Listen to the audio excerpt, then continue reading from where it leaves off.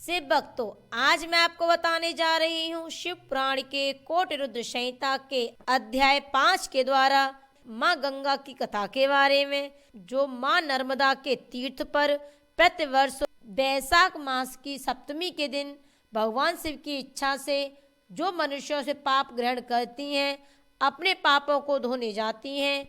इस कथा को कृपया आप ध्यानपूर्वक सुने। एक ब्राह्मणी थी जिसका नाम ऋषिका था।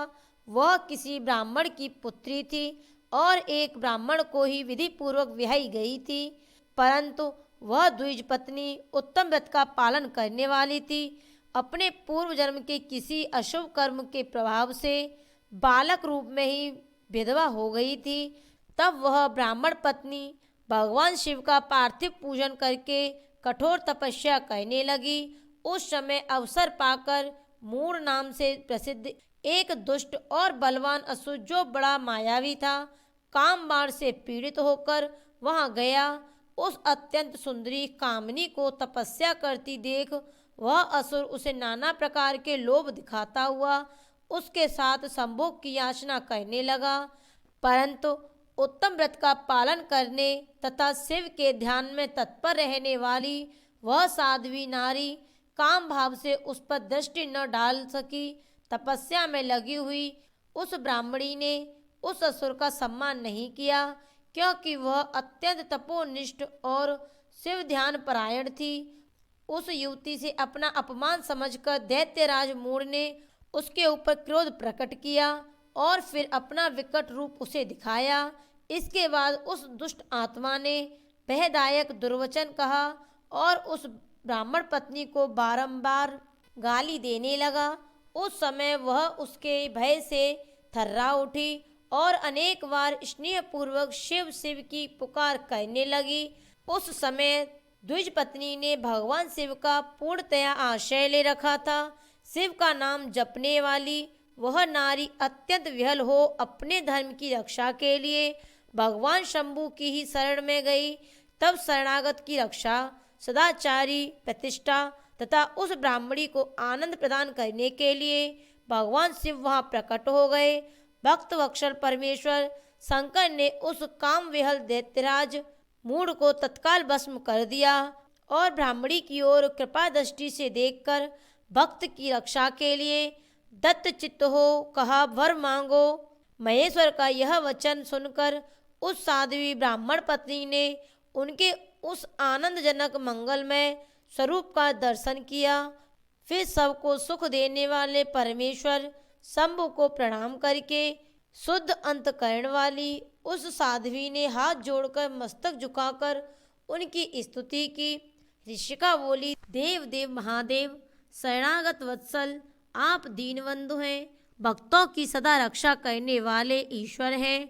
आपने मूढ़ नामक असुर से मेरे धर्म की रक्षा की है, क्योंकि आपके द्वारा यह दुष्ट असुर मारा गया। ऐसा करके आपने संपूर्ण जगत की रक्षा की है।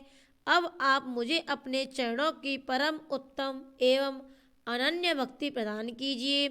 नाथ, यही मेरे लिए वर है, इससे अधिक और क्या हो सकता है। हे प्रभु, हे महेश्वर, मेरी दूसरी प्रार्थना भी सुनिए। आप लोगों के उपकार के लिए यहाँ सदा स्थित रहिए। महादेव जी ने कहा, ऋषिके, तुम सदा चारिणी और विशेषतः मुझमें भक्ति रखने वाली हो। तुमने मुझसे जो जो वर मांगे हैं वे सब मैंने तुम्हें दे दिए। शिव के प्रिय भक्तों, इसी बीच श्री विष्णु और ब्राह्मण आदि देवता वहां भगवान शिव को प्रसन्न जानकर वहां पहुंच गए। अत्यंत प्रेम पूर्वक शिव को प्रणाम करके उन सब ने उनका भली भांति पूजन किया। फिर शुद्ध हृदय वाले हाथ जोड़ मस्तक झुकाकर उनकी स्तुति की। इसी समय साध्वी देव नदी गंगा उस ऋषिका से उसके भाग्य की सराहना करती हुई प्रसन्नचित्त हो बोली। गंगा ने कहा, ऋषिके, वैशाख मास में एक दिन यहाँ रहने के लिए मुझे भी तुम्हें वचन देना चाहिए। उस दिन मैं भी इस तीर्थ में निवास करना चाहती हूँ। शिव के प्रिय भक्तों, गंगा जी की यह आवाज़ सुनकर उत्तम व्रत का पालन करने वाली सती साध्वी ऋषिका ने लोकहित के लिए प्रसन्नता पूर्वक कहा, बहुत अच्छा, ऐसा ही हो। भगवान शिव ऋषिका को आनंद प्रदान करने के लिए अत्यंत प्रसन्न हो उस पार्थिव लिंग में अपने पूर्ण अंश से विलीन हो गए। यह देख सब देवता आनंदित हो शिव तथा ऋषिका की प्रशंसा करने लगे और अपने अपने धाम को चले गए। उस दिन नर्मदा का वह तीर्थ ऐसा उत्तम और पावन हो गया तथा संपूर्ण पापों का नाश करने वाले शिव वहाँ नंदीकेश नाम से विख्यात हुए।